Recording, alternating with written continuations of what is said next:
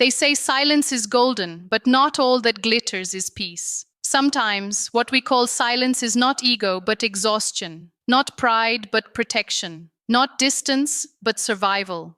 We live in a world where loud voices are often mistaken for strength, and quiet ones are written off as weakness, or worse, arrogance. But have you ever looked into someone's eyes, felt the tremble in their stillness, and realized there's a storm inside they've never spoken about? I remember a friend who used to sit in the back of the class, barely speaking. People said he was stuck up, detached, uninterested.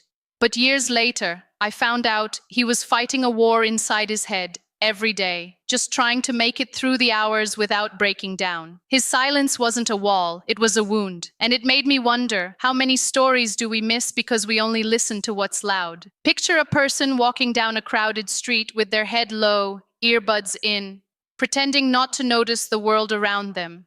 Now imagine that person is holding back tears, afraid if they speak, they'll shatter. Or maybe it's someone at work, quiet in the meetings, never raises their hand, not because they have nothing to say, but because every word carries the weight of unspoken grief or anxiety or memories they're still trying to outrun. We are too quick to label, too slow to listen, and in doing so, we add another layer to someone's silence. So tonight, I'm not here to make noise. I'm here to make you notice. Notice the ones who don't speak much, the ones who show up every day wearing invisible armor, the ones who don't argue back because they're too tired to explain. What if we stopped assuming silence meant superiority and started asking if it meant sorrow? What if we became brave enough to listen not just to words, but to presence? To sighs, to pauses, to the absence of laughter where it used to live. This is a call not to speak louder, but to listen deeper, because behind every quiet face might be a soul screaming to be understood. And maybe, just maybe, your willingness to listen could be the thing that finally sets someone free. They say a quiet room can speak the loudest truths, and yet we so often dismiss silence as empty space. It's strange, isn't it? How quickly we assign meaning to what we don't understand. Someone doesn't speak up, and we whisper, they think they're better than everyone else. A person withdraws, and suddenly we label them aloof, arrogant, even cold. But what if silence is not the language of ego, but the shield of the weary? We live in a time where being vocal is equated with confidence, and quietness is viewed with suspicion. The louder someone speaks, the more they are heard, the more they are validated. We're trained to admire the outspoken, the bold, the assertive, while the quiet ones are often overlooked or misunderstood.